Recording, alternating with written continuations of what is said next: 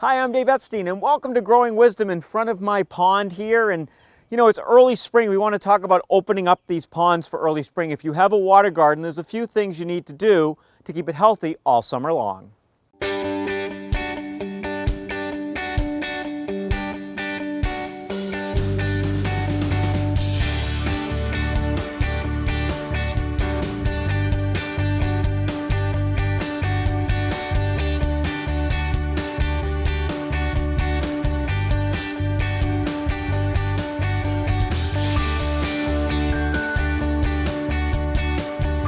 So pond care is a big video, and we could spend a lot of time talking about taking care of your pond. Some of you have very elaborate ponds. You have big pumping systems.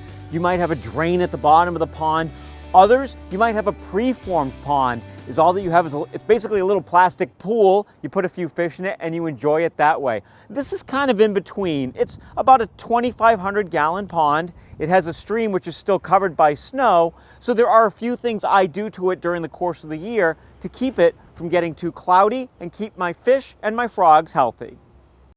So if you look at the pond right now, it's pretty clear, and I'm very pleased with it. There is some string algae that's already showing up. It's actually been there all year long, where the water's been moving. So where we've kept the water open all winter, because I like to keep a little hole in the pond, there is some of that algae. Now, algae is a problem for many of you. And one of the things that algae likes is phosphorus. So you do not want to be putting fertilizer around areas around the pond where that can run into the pond and really cause an algae explosion.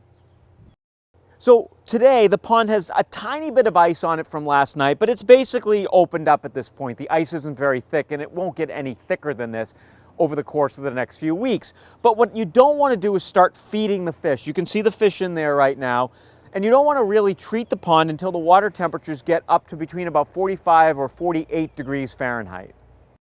So in terms of feeding the fish, I actually don't feed my fish at all during the year. They're just simply goldfish. I don't have very expensive fish because there's a blue heron that can come and eat them. And they tend to eat a lot of the plant matter that's in the pond. They also eat some of the mosquito larvae, and they're happy. But if you are feeding your fish, remember, don't start feeding them till the water warms up. So as soon as the pond does open up, you want to get rid of some of the dead stuff that's either right at the water's edge or even in the water if you can. So there's not too many leaves in there. I actually had this covered during the fall, so I can see a few leaves down at the bottom, but we're pretty clear. But I'm definitely going to want to get rid of the cattail here because the new growth will start. Some of the grasses need to be pruned back because I don't want that dead matter to go into the pond and start decaying. That's going to cause problems with water quality. You definitely want to go around the pond and inspect it. Is there a problem with your liner that occurred over the course of the winter? Have some rocks fallen into the pond that need to be moved? I notice over on that far side of the pond, some of the liner's exposed. A rock must have fallen in during the course of the winter, so we'll fix that. So very early in the spring, those are the things you want to be doing. In another week or so, when the snow's out of the river, I'll put the pump in the pond and we'll start that part of the pond going. In order to keep your pond healthy, you want to have some great beneficial bacteria in the pond. As soon as the water gets to that critical temperature in the mid-40s, that's the time to add some of the bacteria. Okay, so let's recap some of the things we've talked about here in early spring. First of all, don't feed your fish, if you're going to, till the water warms up. Number 2, be very careful with putting fertilizers around the pond that can run into the water and cause an algae explosion.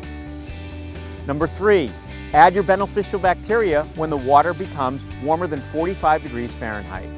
4, remove all dead plant material to the best of your ability. Number 5, check the pond for leaks, cover up the liner if some rocks have fallen in, and generally spruce up the area around the pond. By following these few steps, you'll keep your water quality clear and healthy, just like it is now for the entire season. For Growing Wisdom, I'm Dave Epstein.